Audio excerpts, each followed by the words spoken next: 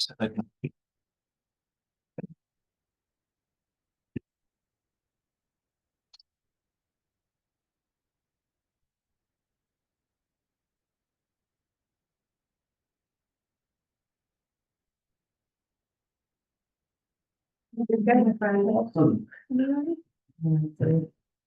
Okay. All right. Who has seen this book? Oh, can you grab the playbook? Sure. Oh, thank you. Who's seen this book? Okay. So we're gonna spend time. We're gonna spend time with this one a little bit to kick things off. This book here is so there's like three fundamental Keller Williams books. There's the Millionaire Real Estate Agent book, MREA. There's Shift, which is this book, and then there's MREI, which is Millionaire Real Estate. Is this both of them? I think I left my last one here. Well, I only had one before, Okay, so one of them's yours. okay, thank you. MREI, Millionaire Real Estate Investor. And I was thinking to myself, like, we've been working through the Millionaire Real Estate Agent Playbook, but we haven't talked about the fundamental books that sort of are underlying what that are underlying the playbook, like what's underneath that. So does anybody know what the Millionaire Real Estate Agent means? What is it about? What's it about? MREA. What is the idea of Millionaire Real Estate Agent? What is it about? I haven't read it in quite some time, but I think the last time I read it, it was sort of the blueprint for how to run my real estate business. Correct. There's a specific thing though. Okay, it's been a while. You're close. Yeah. Like you're like directionally accurate, as I said to my daughter this weekend. Said how to make $1 million in real estate. That is it. Okay. And even more specific than that, it's how to net $1 million. Okay. So and you can write this down, and I would write it down. The first page I have, there's the goal setting, right? First, you need to think $1 million.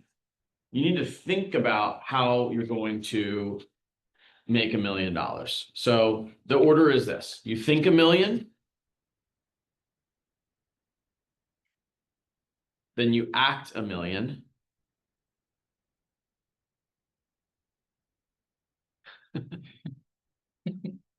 You think $1 million, then you act $1 million.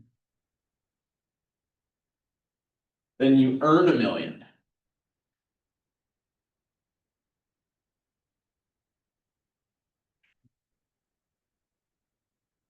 Then you net $1 million. So you think $1 million, you act $1 million, you earn $1 million, you net $1 million. So the playbooks, they literally say it on the front. Proven systems to move you from ideas to action. Where does that fall in the think versus net? Act. Yeah. So it's in that section there. I think sometimes we need to make sure we're connecting the dots between what we're actually aiming for, right? What is it all about? If we're running plays that are designed around making and keeping $1 million, right? What are we headed towards? And again, I wanted to introduce you guys to some of the sort of fundamental philosophies of like what Gary Keller wrote from a content perspective that fuels all of this. This is the other book. So MREA, the red book, Millionaire Real Estate Agent book, very dry book, not my favorite book at all. This, way more fun, super actionable, good book. The 6 connecting questions came from here. This book teaches you how to have a lead generation machine. It talks about capture, connect, cultivate, and close. That's from this book, not from the MREA book. Okay. So all of that is very interesting. But what do you think the first tactic is? The first tactic is get real, get right, setting your mindset for a shifting market. Are we in a shifting market? Yes. Yeah. Actions that worked a year ago are not going to necessarily deliver the same results this year, and certainly miles apart from what we would have had 3 years ago, right? And God forbid you got in thinking it was going to be like the post-COVID market, because that you're not even close to that world anymore. So, so this talks about that. I want to read this section here real quick. Once you've gotten real, you've got to get right into action and into the right action. Right into action and into the right action. For all the necessity of knowing what to do, taking the right action now is just as necessary. Once you know, then it's not about more knowing, it's about doing. I love that. I think a lot of people get to the part of knowing and they're like, well, the doing seems like a lot of work. I'm going to keep learning. It's like, well, when are we going to do something about it, right? The difference between a career worth having and a career worth heaving is the amount of focused action you take every day. It's about knowing what to do and then going out and doing it. When you know what to do, it's time to move from inspiration to perspiration. The straightforward question that jumps right at you in a shift is a simple one. And write this down. What do I do right now?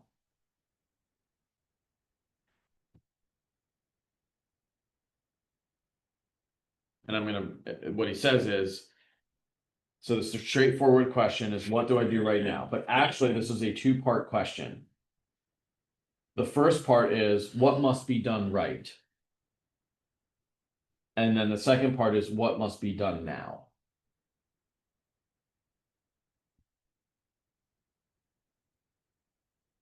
The answer to that two-part question becomes your focus and your focus alone. Understanding that what worked yesterday probably won't work today, and what matters now probably didn't then. When the market shifts, new strategies are required and new actions are critical. Okay. So he says critical actions that you identify must be carried out by you or personally overseen by you on a daily basis. Our research shows that the two actions that real estate agents must take total ownership over are these two. Ready? Lead generation and lead conversion.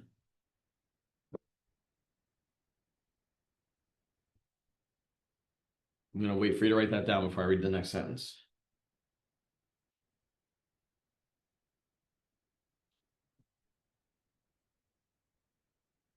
Nothing becomes more critical to success than finding motivated buyers and sellers and closing them to an appointment. Nothing becomes more critical to success than finding motivated buyers and sellers and closing them to an appointment.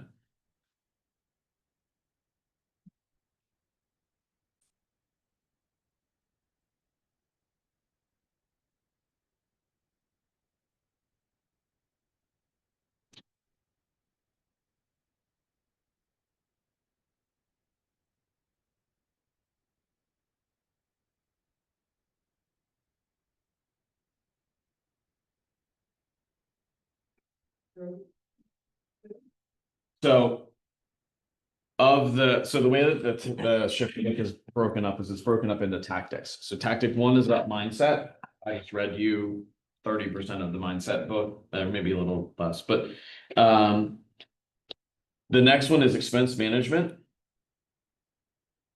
Why do you think expense management is tactic number 2 before it starts to talk about the things that he said was the most important thing? I mean, when I think about things that I want to do, typically they're going to require finances. They have to be in line. If they're not in line, then I think if your finances aren't in line, then it makes everything else seem worse on top of it.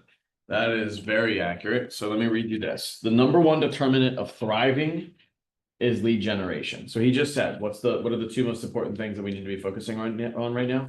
Yeah, lead conversion. Lead gen and lead conversion. So let me read that again. The number one determinant of thriving is lead generation, meaning if you want to thrive, make money, you need to lead generate.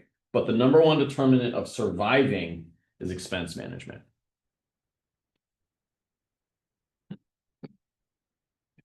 right?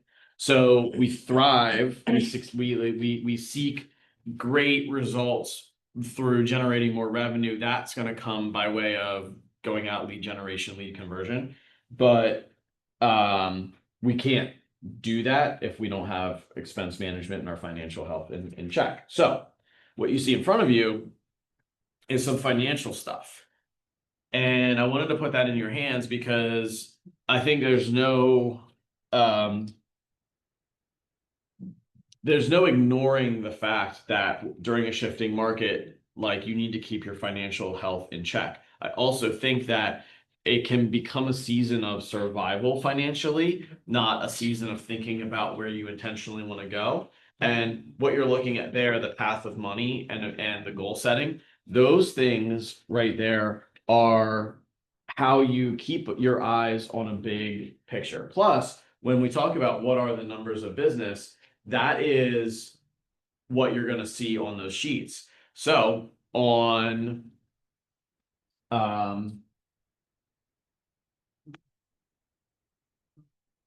the third one, get started with Brett. What is your starting point? Do you see that? Get started with Brett. What is my starting point? Making a net worth statement. Who tracks their net worth regularly? Okay. So that's actually the homework that I have for you guys.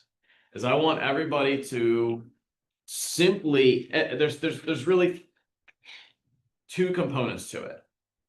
There's assets. So fundamentally, there's two sides to financial health.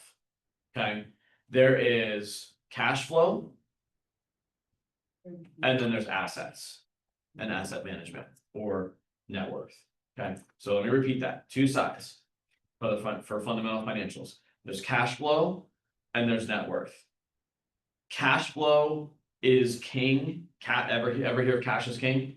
So cash flow is superior to net worth because you cannot grow, you cannot healthily make it to growing wealth if you're cash poor. So the number one, this is all going to tie into lead generation, lead conversion in a second. The number one way to grow your net worth is through cash, right? So create a cash machine that allows you to follow the path of money, which is what you're looking at on the sheet that has like the boxes. And when you can invest money without being broke, now you can focus on wealth. Make sense? Don't go buy a rental property if you're cash poor. Why? Because the very first time your tenant walks out the door and leaves piles of trash and it has a rent turn, or you need to cover the mortgage or any of those things, if you don't have the cash flow, you're screwed.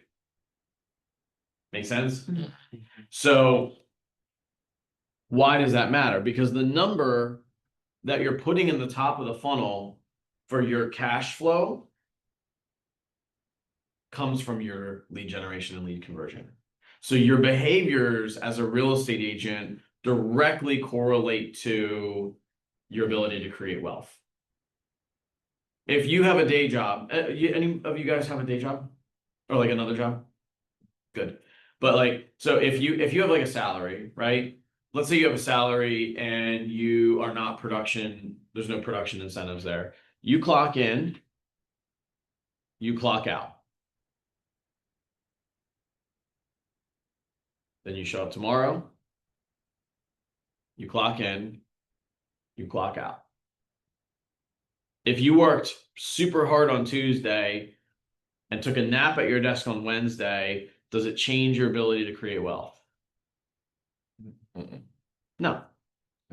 Other than getting fired for taking a nap at your desk, right? Which then that would significantly impact your cash flow, right? But you have no control. But what do we have total control here, for better or for worse? Morning, Melinda. So we have total control over our financial wellness in this industry, for better or for worse. So when we let ourselves off easy, we need to look all the way downstream of what that's causing. It's creating cash flow constraints, because if you're not doing lead generation or lead conversion, we just agreed right here with the only two things that matter, right? We're not doing lead generation, lead conversion. We're not going to create revenue. We don't create revenue. We don't even have to worry about our P&L. There is no P on the P&L if we don't work our butts off, right? So if we don't have P, if we don't have cash, then there is no wealth development. So the back of the book, the back of the playbook starts to talk about that and starts to talk about goal setting, wealth planning, all of those things. And I wanted to introduce that at the same time because I think that there's no coincidence that the first tactic of this is mindset. The second tactic of this is expensing. The third tactic is leverage, do more with less, meaning like be efficient in a shifting market. It's time to be efficient. You guys are a team. You are an example of leverage. But guess what tactic 4 is? Find the motivated lead generation. So you get your mindset right, you get your financials right, you get yourself as lean and efficient as possible, and then you go to work. Tactic 4 is lead generation. Tactic 5 is lead conversion. Makes sense, right? Mhm. And so you have that book as the foundation, right? Between this one and Millionaire Real Estate Agent book, you have those as the foundation for these concepts from the playbook of like these are like little one-pager action items. And essentially what they figured out was that realtors are lazy, which we knew, and don't want to read that whole book, which is hard and big words. So they're like, well, you can do one page, so we'll give you one page and then you go and do it. But I think that the miss there is that when you only give that one page, it doesn't give the context of what the bigger picture is. The bigger picture is that like you need to be thinking like this. So I would write this down. I would write down the order of these chapters, and eventually, I would challenge you. I would encourage you to come back and read this book. I think this is probably the Spiral Bound is like an instructor version, but there's copies out front, or you can order them. It would be a really, really good thing for you guys to work on as a team. But just remember the order of these. Number 1, get your mindset right. Number 1, get your mindset right. Number 2, manage your expenses.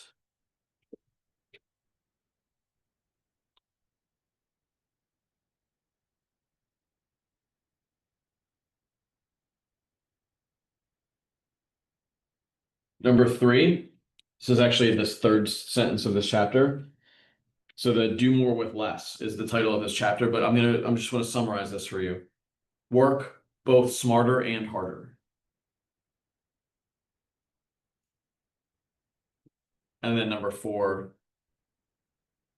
go find the motivated lead generate.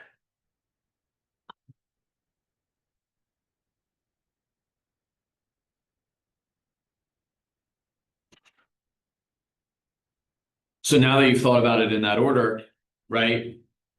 We need to get our mindset right. We need to lean in. We need to do the work. So what do I want you to do with your homework?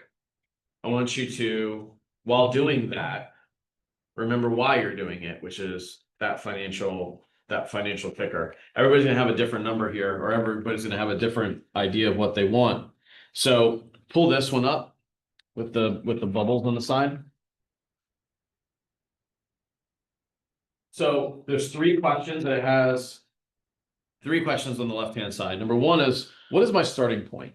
So fundamentally, and the fact that none of you have net worth sheets, 0 surprise to me. A lot of us have and I might be talking to you and I might not be talking to you. A lot of us have a very weird relationship with money. One of my favorite books that's not about real estate is actually called The Psychology of Money. Don't go read it if you're not, if you haven't read this book, don't read that book first. Go read this book. It'll teach you how to make money in real estate. But essentially what that book teaches is that a lot of us have really funky belief systems around money. Maybe you do, maybe you don't, but think back to your childhood and think back to any conversation that stands out in your mind around money. We don't have enough, or maybe you came from a ton of money and it was like, we have a ton and we don't need to necessarily count it all. Or we have an entitlement to money, or we have a lack of money, We have scarcity of money. We have a lot, but we're very frugal. Like, think of all of the ways that belief systems around money are created as a child and whatever those conversations were. Was money talked about freely when you were 12, or was money talked about at the kitchen table when you were going to bed and it wasn't a conversation you were involved in? When you went on vacations, did you know how much they cost? And did you know what it took to go on those vacations? And there's a balance there of of creating responsibility with kids, with also like not giving them so much that it's like a burden on their shoulders that's like overwhelming to them. But if you don't equip them with some of those key belief systems or start to talk about it in a healthy way, it shapes them for life, and it has shaped you for life as well. So the reason that a lot of people don't know their starting point, they don't have a net worth sheet, they don't necessarily have a P&L that they're in a relationship with, is because they don't want to know. So the first thing is to just know your starting point. So my challenge to you is to look at these things. So what is the first question is, what is my starting point? The net worth statement is this: a list of all assets and valuables, or all assets and values, rather, all assets and values. So is a car an asset? It is if you own it, right? It is if you have ownership on it, right? A lease would not be. So it is if you have ownership on it. And is it paid off versus not, right? Okay. Now, if you own a car, and this is going to go back to the cash conversation, because a separate conversation is the P&L, which we're gonna is actually not on here, but I'm gonna have you do. If you own a car and it's paid off, let's say you own a Jeep, it's worth $35,000. You were able to get your loan paid off, so you have a Jeep that's worth $35,000. On your net worth sheet, that's going to be really great. You're going to be like, cool, plus 35,000, right? Except that you also have a mortgage to Wells Fargo. And if you don't work as a real estate agent for 2 months and you coast and you don't have any commissions, and Wells Fargo says, I want my mortgage payment for July of $1,200, can you exchange your net worth for cash? So sometimes yes, and sometimes no. That was a trick, because if you have it in a bank account, can you exchange net worth for cash? Yes. If you have it in a car, no. I mean, you could sell the car, but that's going to suck for showings, right? What about a rental property? Let's say you own a rental property, it's worth 150, you have a mortgage of 100. You have 50,000. Your net worth sheet shows plus 50. But Wells Fargo's knocking on July 1st and you have no cash. What do you do? And borrow a little bit against that remaining equity in the property. If Correct. you had to. If you had to. Yeah. So there's different tiers of accessibility to your assets. Okay. Some of them are essentially like locked away assets. Some of them are extremely liquid. So the two documents we're actually going to do is our net worth statement, which is what he's talking about in this box. I'm also going to challenge you to do a P&L. Okay. So net worth, all assets and their values, cars, rental properties, home you live in, extremely rare art, whatever, a horse, right? Hopefully, God, they're an asset and a liability. And then listing all of your liabilities. Debts, mortgage, credit card, anything that you have outstanding. Okay. It's just a plus and minus column. And then the real trick is, this is what updating monthly does. What does updating it monthly do for you? Gives you a consistent picture of where it is. What else? Sort of scout the trends, maybe, of your financial picture. Yeah. Keep Yeah. going. Give you a goal. Yeah. So if you set a goal, it's like, well, I want to have a net $1 million net worth by whatever, right? Pick a year. It's like, I want to have a $1 million net worth. Well, if you're at 100,000, like what would it take? Plus it helps to determine what kind of decisions you need to make. Plus it determines how hard you need to work. Plus it determines how you need to work, right? Not just how hard, but how, where, what do you need to do, right? So you see how that starts to paint a picture there?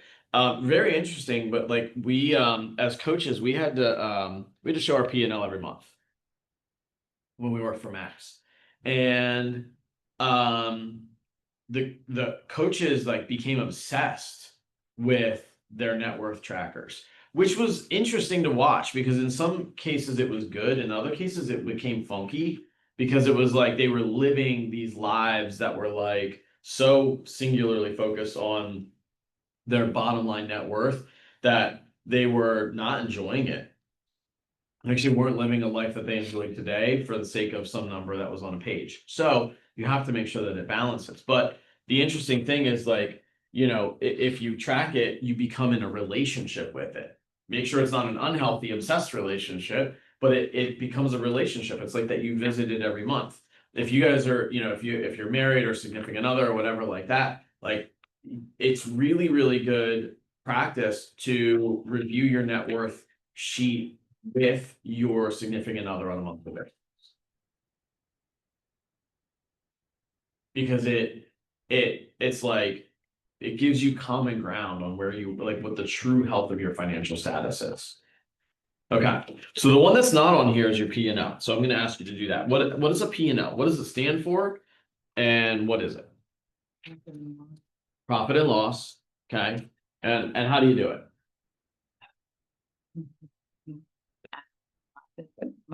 All the losses for your payments or any of that for the month or do it for, and that's your total. Yep. So what's the difference between your net worth sheet and your P&L sheet? It's fluid. The P&L payer They can both be now, I fluid. guess. Yeah, keep going. I mean, it sounds like the profit and loss is just like the net worth sheet is a more bigger picture thing. Like it Yeah. takes in your whole situation. The profit and loss could be, I don't know how to say it. Like it can be narrowed down to a smaller time frame, Yeah. I guess. Yeah. So they You can both control your expenses. Okay, so your expenses show up on your P&L. How that impacts the balances so your balance sheet is your net worth sheet. Your P&L is your in and out. So P&L is going to be cash in and out. Morning, sir. I am like, it's super small, but I just thought I'd say hello. Hello to you. Good to see you. Before vacation of all things. Well, that's how it goes. And when you go away, it's going to stay busy. I know, right? Yeah. So your P&L, profit and loss, is literally money in, profit, money out, loss. Okay. So expenses are going to show up on the loss column. Profit is going to be different streams of income. This is where it gets super interesting and fun in real estate is we have, again, if we were clocking in, clocking out, napping at our desk, how many sources of P do we have? One, right? Maybe we buy a rental property. Then what do we have? How many sources of P do we have? Two, right? So in real estate, we can have, like, we can get really interesting and creative, right? You can have sources of profit that come from your real estate production. You can have sources that you can go and do leasing. You can buy a rental property. You can have those types of things. You can build a team, right? And then the team becomes a business and the business can create another source of P, profit, right? So my challenge to you is to not just look at the net worth statement, but also look at the profit and loss statement and determine on the profit and loss statement, how healthy does your business behavior need to be in order to get you to that profit number every single month? Because what actually happens, if you think about it, is your lead generation. I don't have a whiteboard in here. We need to talk to Ryan, but so your lead generation gives you lead opportunities. You convert those lead opportunities and you get what? Keep it simpler. Deals. Deals, okay. Okay, right? Appointments and then contracts, right? That's deals. So you generate leads, that's your work, that's the sweat. Then you convert those, that's the skill, and that's appointments, conversion, and then deal conversion, right? So now you're getting deals. When you close deals, what do you get? Income, which is profit for your P&L. Okay. So it's interesting here because when we show up in the morning, we're not thinking I'm creating my P&L at work. But that's actually what's happening. When you come to work in real estate, there's a direct line between the effort and skill that you're putting in and the health of your profit and loss. And if your profit and loss looks healthy, meaning you have good profit and cut your expenses or trim and be clean, right? If you have good profit, guess what you get to do?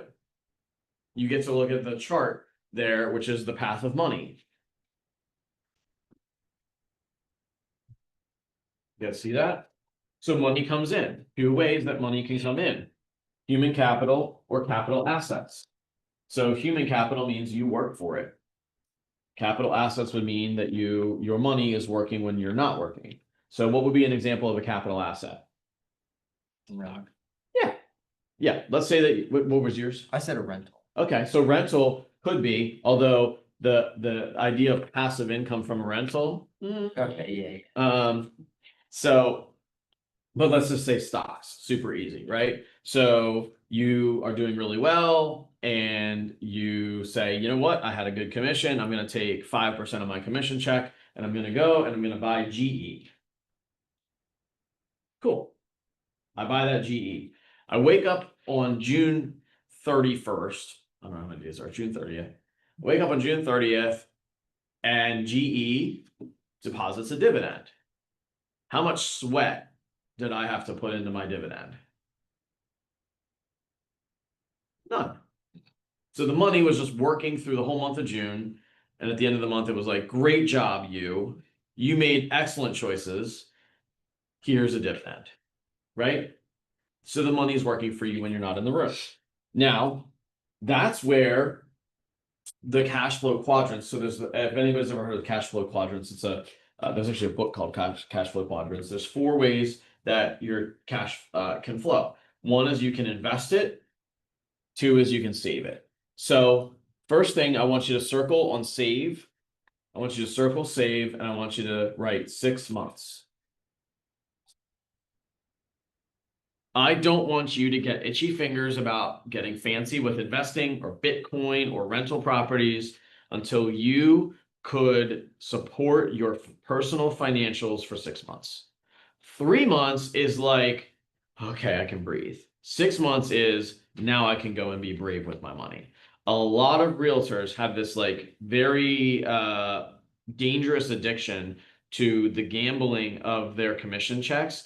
And we don't have that 9 to 5 that we get to clock in and clock out and have a guaranteed commission or guaranteed paycheck. And that's really what's risky, because the good news is you can make a shit ton of money. The bad news is you can wake up in June and make none if you don't do the work, right? So to position yourself with 3 months as an absolute emergency and 6 months is like, now you have the freedom to go out and get frisky with your money and invest it funny. That's what I want you to see in savings. Okay.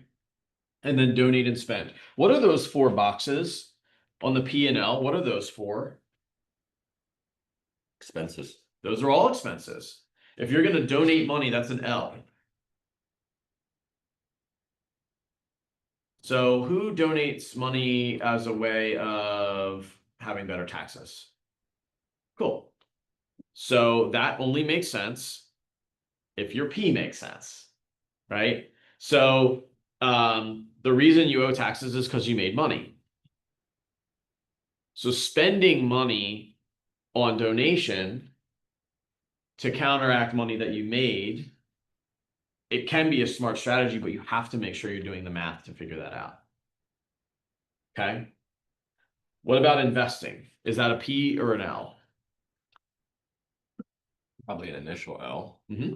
with an eventual P, hopefully. Yeah. So that's where the P and L collides. Is when you take money that's a loss to your cash flow, but a gain to your net worth. That's where they collide. So remember, your P&L is money in, money out.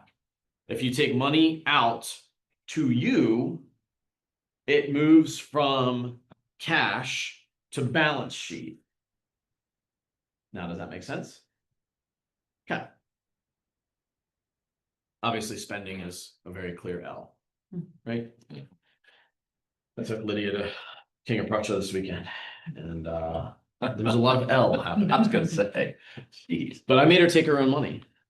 And so we had conversations at every place where she wanted to spend money, and it was like, is that stuffy at the mall kiosk worth your cash that she's pulling out of her little fanny pack, right? Like, and she had some regrets when she found some really awesome earrings that she wanted to get, and she was carrying a stuffy that was worthless, right? Right.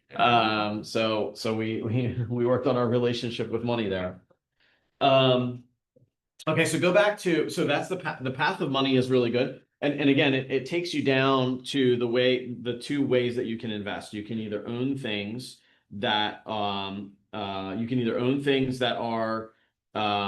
active, right? So like you can lend money or own a business, right? Owning a real estate team is a very active way of investing.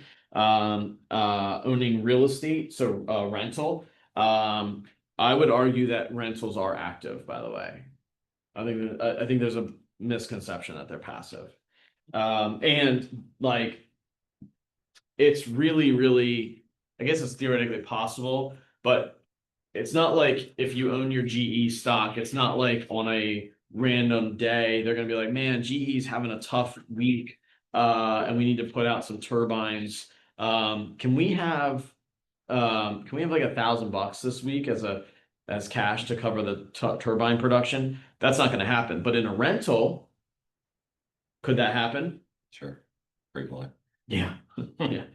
I funded. If you guys go to Wrightsville, I funded part of the highways there because my sewer line. So I own a rental property there with a really skinny long yard. And the sewer doesn't come in from the front, comes in from the back. And so it was a $14,000 excavation to get my water line reconnected to the front. Yeah, there was like a little, they found the place where the water line was blocked. Like my water pressure kept dropping in my rental, and I was like, oh no, oh no, oh no. Right. And then they found it, but it didn't matter because then the whole line needed to be done. It was $14,000. So you own a rental. Now I own that rental, and I will not make profit for 2 years because of that cash. Interesting. Yeah, right. Was that a trumpet? That's what I was thinking. Okay. So go back to the bubbles sheet.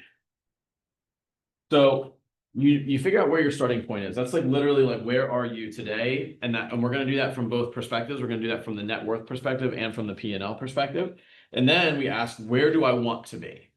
So I have been having a lot of fun.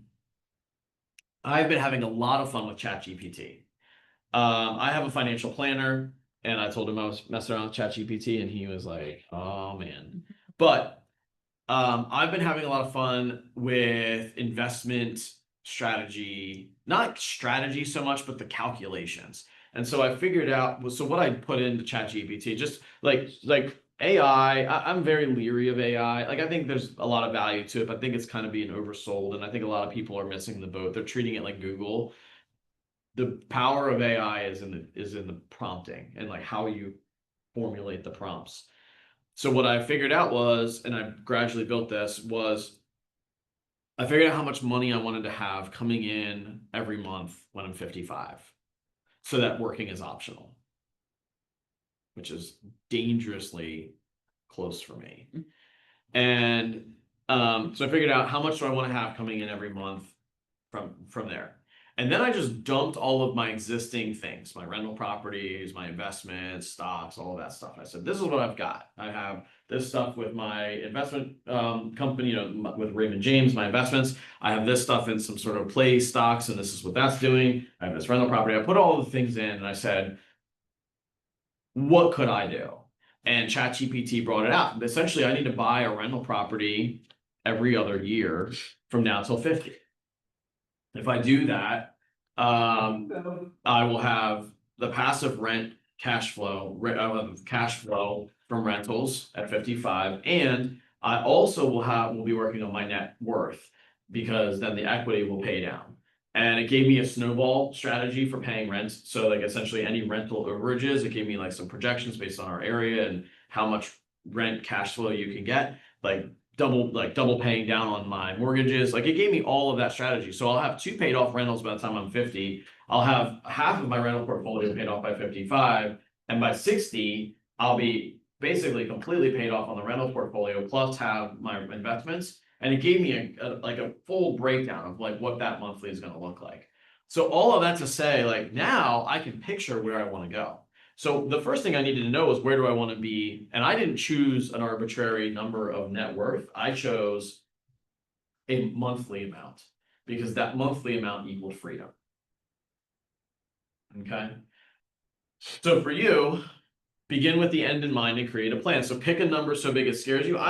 Listen, man, I've been a coach for a lot of years. I think that is a great concept and really, really hard to do, to pick a number that scares you. Because I think by nature, when I say, well, like, what are you afraid of? Spiders, snakes, clowns, heights.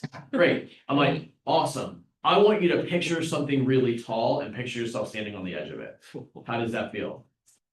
Do you want to do it? No. So it's basic when you pick a number that scares you, it's like literally saying like, cool, now I want you to think of that every day. I've seen it backfire, right? So what I would do is I would pick a number, pick something that means something. Don't pick an arbitrary number that scares you. So you can take my strategy of like a freedom number. You can pick a number of, you could go by net worth. You can say, I want to be a millionaire by such and such date. I did that when I was younger and like picked an arbitrary age and an arbitrary amount. And I was like, oh, cool. And I'll, do that. Guess what? Didn't make a difference in my life. So maybe it wasn't the right goal. But you can pick whatever you want, whatever's going to mean something. And like, and that gives you some framework there. So pick the time frame. For me, I picked 55 because I think it would be really cool to be, as Lydia is going off to college, for me to have the freedom to kind of live whatever life I want to live. Still work as much as I want or not work, be able to start to take, like not have, like who knows if Social Security will even exist, but like be able to take money from other sources, right? Does that make sense? Like, so it was 100% based on what I wanted my life to look like, not based on anything that was sort of just in the sky. So pick a number so big it scares you, but again, we're not trying to like jump off of heights. And then pick a time frame that's realistic. So again, like, maybe it is maybe because the pathway to rentals bring 2 things. Rentals bring income, but they also bring tax benefits, which is delightful. So it could be rentals. But don't sleep on the other things. Don't sleep on having a Roth IRA. Don't sleep on having mutual funds. Don't sleep on those other things. Because if all of your eggs are in the real estate basket and the real estate market takes a dump, that changes all of the trajectory of what you were expecting, right? So, and then thinking of what asset class, right? So in order to acquire assets that fit your model, you'll need deal flow to choose from. So pick an asset class, and that could be like, maybe it is rental properties. That's what he's talking about here. So he uses single family homes, but some people specifically target multis. Duplexes or triplexes are really nice because it spreads the risk out of like your rent ever going to zero. Make sense? It's really nice if you can have a duplex and one unit can cover the mortgage in the worst case scenario, so that you're almost always assured that you're going to be cash flow neutral on that thing. And then the second unit is all gravy. Just tossing it out there. So, and then do the math, make your model and do the work to do it. So the reason I like this is because the idea that Brett's talking about here is lead generate based on the asset class and lead generate based on your model. So if you decide that you want to buy rental properties, guess what industry you're in? State. Good job. Yeah. Yes. You're in real estate, right? So it's like, well, cool. Well, if I want to do duplexes, do you have access through Bright to find duplexes? Yeah. Oh, all right. Now it's starting to get interesting. So if you can find duplexes by just doing a search, could you also maybe think about, well, who owns duplexes that would be willing to have a conversation about selling them? Yes. So now if you wanted to lead generate for yourself and your real estate business, you can stack those two on top of each other. You can say, cool, I'm going to send mailers out to everybody that owns duplexes and has owned it since, you know, in the period between 1997 and 2008, they bought them, which means that they're probably coming up on a period of time where they would consider selling them. And now I'm going to send all of those people a letter that says, hey, market's really great right now. Maybe now's the time for you to cash in on your investment property and let's have a conversation. That make sense? And you can do that with both hats on, the investor hat for you and the agent hat. And if you find an asset that you don't love for yourself, can you still list it or help them sell? Absolutely. Cool. So this all goes upstream then to the, and like I said, it goes upstream to finding your lead generation. You need to identify what your lead generation zone is going to be for whatever it is that you want to do. So one, when you connect the dots between what you want your business to do for you from a financial perspective, and you say, cool, well, that's a big picture stuff. What am I going to do today, Tuesday, May 27th? Do you know what you're going to do today, Tuesday, May 27th? Okay. Yes. Yeah. So what are the lead generation? Now, I want to separate these out. What are the lead generation sources and what are the lead generation behaviors that you're going to work now? And how do those fit into your long-term financial picture? So what I'd like you to do is I'd like you to write those two down. So what is the difference between a lead gen source and a lead gen behavior? What's the source? Like where you can find business, like realtor.com, like, you know, like online leads or, Current inventory. yeah, sphere of influence. Yep. That's exactly right. So write down those sources, write down your top 3 sources that you're going to be working. And let's do it for June. Let's just think of all of June because it's like we're like on the eve of June.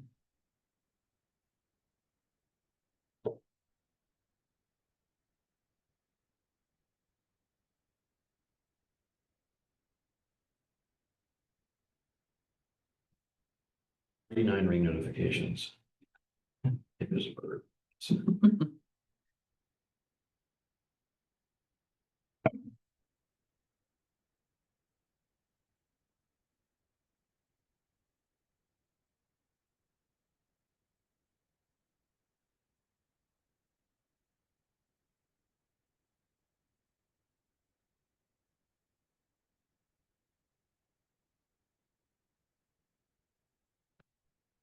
Okay, so we write down our sources. Now I want you to write down 3 behaviors or actions. So these are going to be, there has to be a verb. I'm a big fan of verbs. Planning is not a verb. It is a verb, but it's not a real one, right? Planning, think about, none of those count. What are things that you can do or plan to do in conjunction with those leads? So what's one of the 3 that you wrote down? Open houses. Perfect. So what would be the action that you're going to do and what's the quantity of the action? Anybody watch the Minions movies? Yeah, they're Closely. My daughters were watching it. I was sort of there for the ride. Okay. There's a bad guy called Vector. Okay, like the nerdy bad guy. And he's like, Vector, it's a direction and a quantity, right? So so I want to know what direction you're going to move and how much you're going to move. So if you're going to do open houses, that's great. Is that going to be something you're going to do in June? yes. How many? Well, I've done one every week for the last 5 weeks. Perfect. So June, how many? How many weekends are there? 4. 4. Perfect. So 4 open houses for June, right? And then what will that look like? By the way, there's an entire section in here on open houses. So Rerun that thing today, Joe. you're running the Yeah. open house plan. So then Yes. it's like, cool. So then it's like, it's going to be run 4 open houses and execute the open house rollout plan for every one of them. Social media posts, videos, phone calls for the whole Love neighborhood. it. My favorite is door knocking. I door knock the piss out of every neighborhood. That's good. Mailers. Yeah, I mean, we're hammering every single listing. And how many leads are you getting from opens right now, by the way? Last one, John mentioned. The last one, I got 3 legitimate leads. I'm going to do a listening appointment today out of it. When we run the playbook, it works. I mean, it's not hard. It's literally not. It's not. That's just. No, it's it's gotta become do my it. favorite thing. I have a legitimate playbook every single week now. I know exactly what portion of the lead gen is coming out of it. The phone calls based around it are with a purpose because you're holding an open house. Yeah. So it's great. The door knocking's with a purpose. So I usually go out with about 30 flyers. And the last one was a beautiful day in Myerstown, and I handed out every single flyer. I door knocked the entire development. That's awesome. Yeah, That's awesome. and three good leads out of it. Yeah, when we're doing it, we're converting out. It's usually at least one opportunity out of every time we run either a listing playbook or an open house playbook. Some people talk about lead generation and what do you have to spend on? I mean, truthfully, it's your time spent is Yeah. the real cost. Maybe you spend some money on a mailer or printing out a flyer, but it's not anything more than that other than leveraging what you have already. That's right. And you can, so eventually you can replace effort for money. So like you may make a decision to like replace some of the behavioral things that you do that take a lot of time and replace those with things that you can spend money on. So you can drop ship a mailer on Monday. It should arrive by Thursday, Friday. So and that can start to, help you. But a lot of it's just effort. I mean, you guys are doing the things we've talked about over the last, I can't believe this is the 5th one, but it's time to just do that stuff and it works. And the differentiator between those who make it and those who don't is simply just those who do it. Yeah. Yeah. That was one of the things that we highlighted was, well, why would we try and reinvent anything? It's all there. It's taught to us. It's clear that it works. Yep. So rather than argue about let's just do it. Mhm. And when we started to just do it, it's making a difference. I love that. Yeah, so it's cool. The reason I wanted to go and talk about some of the financial stuff is because it's in the playbooks, but it's like, and it's like, if you think about what's in this book, which is I'm going to incorporate this for June. June is going to be the shift book, and we're going to really do tactic 4 and 5 from shift. But I wanted to set the stage for that because like in the playbooks, like we've talked very tactically for the last, handful of meetings. We've talked about open houses. We've talked about the door knocking and mailers and all of that. We made you go do calls, but I wanted to point out, like, there's whole sections about how to build. There's sections on how to build your financial picture and like goal setting to your financials. And that's no coincidence because tactic 1 is mindset. Tactic 2 is financials in the shift book. So like it makes total sense that we would connect those two, and then that's sort of the bridge over to shift for the remainder. I love this stuff. I never even thought about doing that. I think I'm one of those people that grew up with like financial talks being like almost like secretive stuff. I mean, Yeah. I had to sort of figure it out the hard way when I actually started to have some money, Yeah. how to handle it and how to manage it, and then got divorced and had to completely crawl out of that hole, which Yep. was financially disastrous. Uh-huh. But I think it's something that, I think most people my age growing up, we didn't talk about it. Like it was just a sort of a taboo subject in a lot of Mhm. ways. I mean, Yeah. it wasn't talked about in school, wasn't talked about ever. So, and we are in a position now, I'm like, we can make tons of money in this business. Yeah. But I mean, ask my dad, who's a bankruptcy attorney, how many of his clients are realtors. Mm. And he'll just shake his head and go, they'll be crushing it 1 year. And they take their foot off the gas and all of a sudden they're in a hole, Yep. but their expenses don't go away. That's right. They loaded all this stuff up. And so now they're stuck. Yep. So I think it's so important for us with this unlimited earning to make sure that we're being smart about it, Uh-huh. not living. I mean, you see agents have a big month and all of a sudden they're doing all this crazy shit instead of just managing Or not down the doing. line. Yep. Or What not was, doing. what was Yeah. what was the bubble that you all circled under save? 6 months. 6 months. Yep. Right? So like if you if you live, and it's tough, like it's tough, that it requires a different type of discipline. At Collective Genius, which you're familiar, I travel there all the time. The CEO of Collective Genius has a really interesting story. He was a hard money broker, mortgage broker in 2008.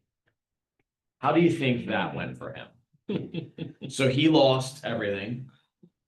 And he teaches these, because Collective Genius is a mastermind of real estate investors. And they have to be somewhat successful to even be in there. The lower group is 50 investment deals a year. So most of them are making $1 to $2 million a year. The higher level group is 100 deals a year. So those guys are making anywhere from, call it $4 to $10 million a year. Like, these are not slouches. And what he says to them is, making money is a skill set. Keeping money is a discipline. Making money is a skill set. Keeping money is a discipline. So like, you are going to hustle, run the playbooks, figure out what works, and you're going to develop a muscle of making money. If you do that every week and you generate 2 to 3 quality leads every week, you're going to have 150 quality leads in a year. If that converts at 30%, that's 50 deals. 50 deals puts you in the top, I don't know, 2% of realtors in this area, right? Yeah. Like, literally just doing what you just said. Go outdoor. Like, I spent a really nice day walking around the neighborhood. That sounds awful, right? So I don't understand. That's one of my favorite things to do for Yeah. lead gens. So I mean, honestly, you're out talking to people on a beautiful day. Yep. So think about that, right? So 50 deals a year, and I don't know what the financials would look like, but let's just pick a random number of $4,000 a deal. Take home $200,000. That's pretty It's a sweet, good number. right? Like, knocking on $250,000 a year in earnings.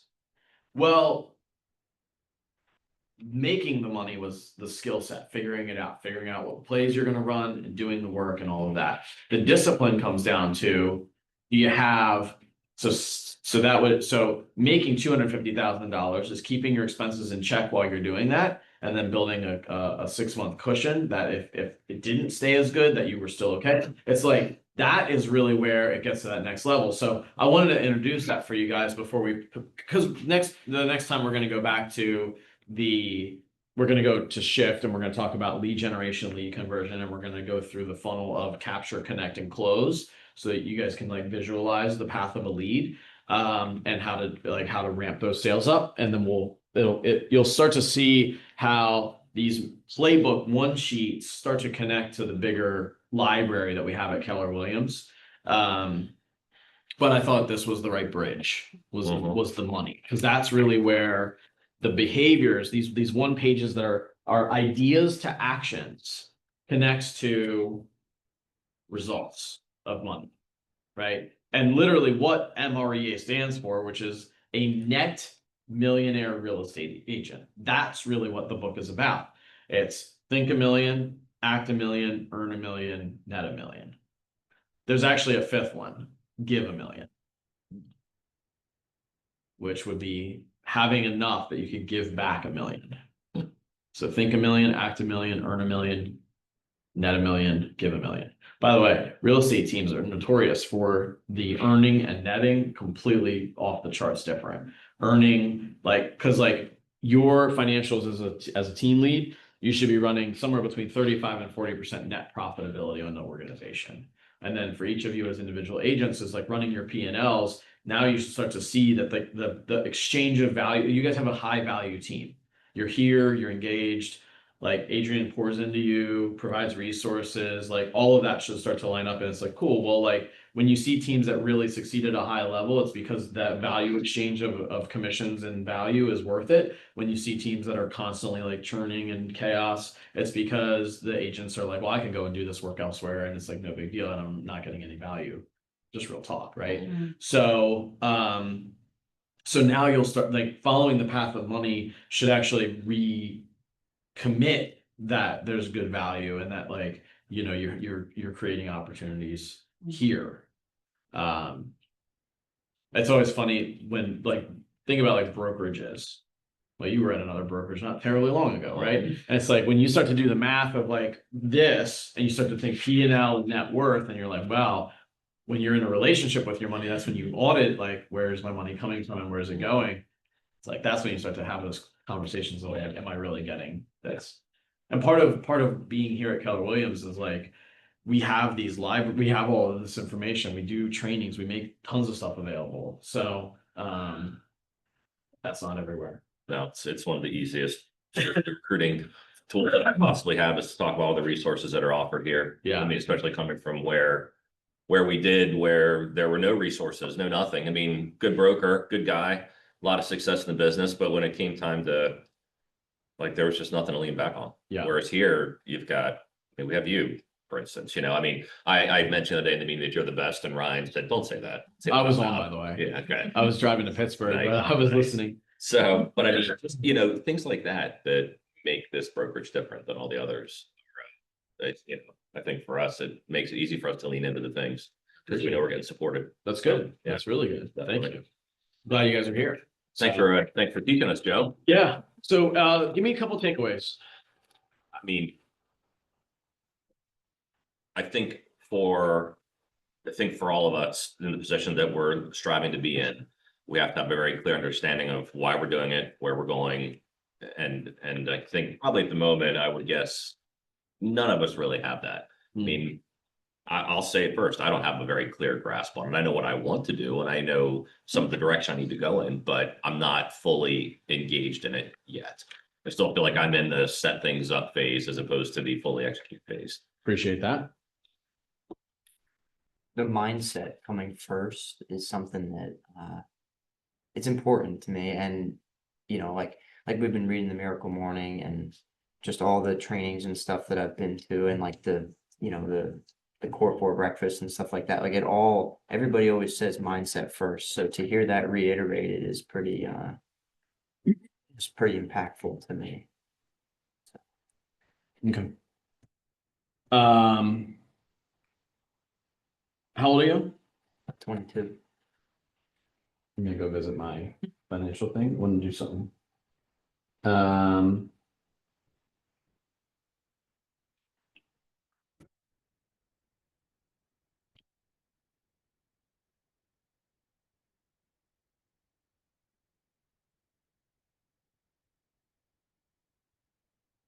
Typing a prompt in to see what it would look like for you to run my investment strategy from 22 to 40.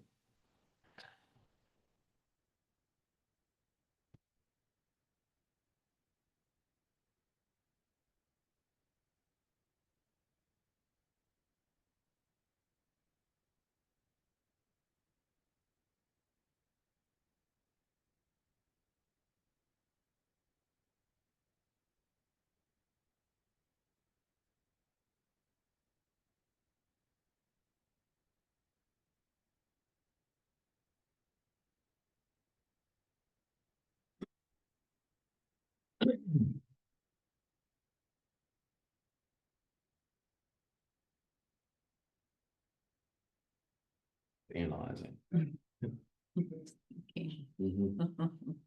This is gonna be fun. The numbers are too big to calculate. It's gonna be. Yeah.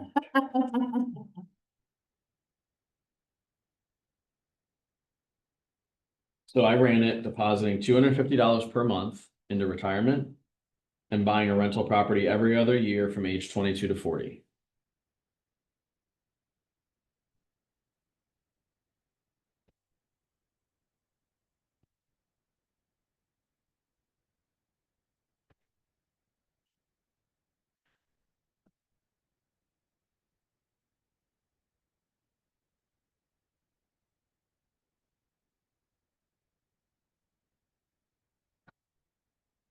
So the way I prompted it to, it gives me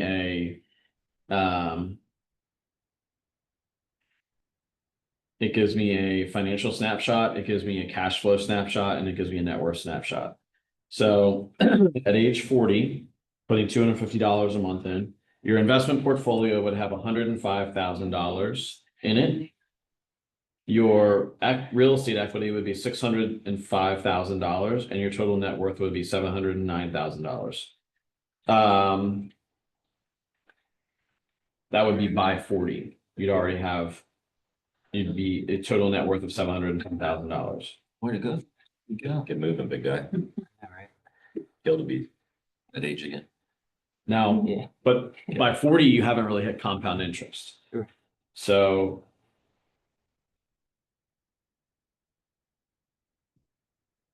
I'm gonna compound it to 50 and 60, assuming no additional rentals are bought.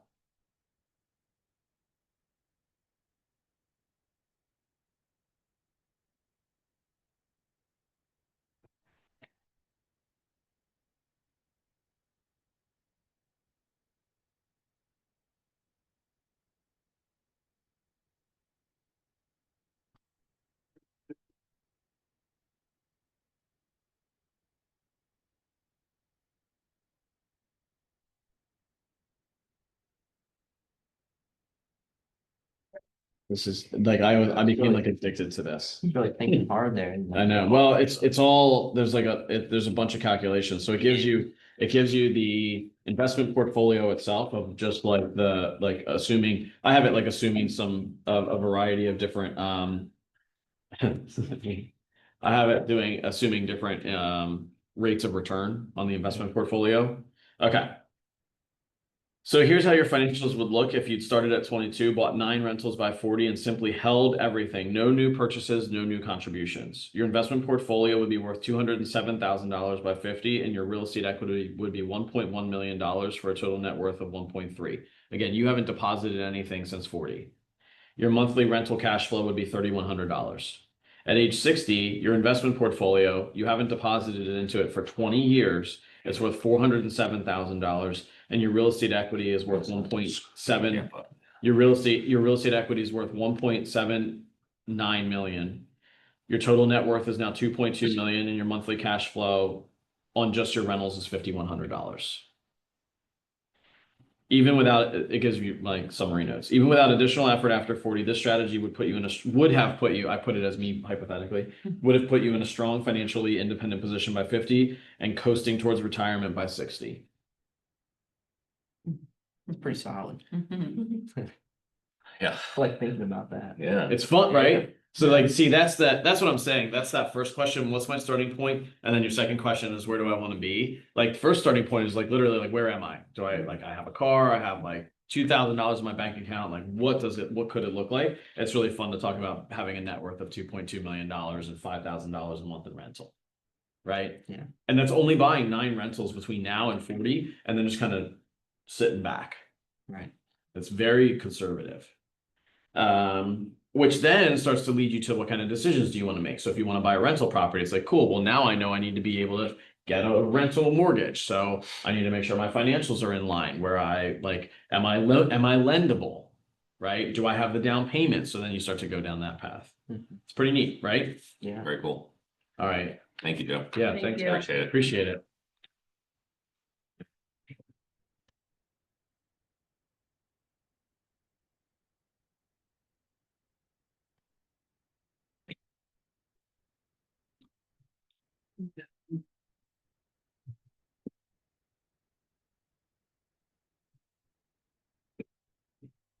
He's not. What's that? Oh, thank you. Appreciate that.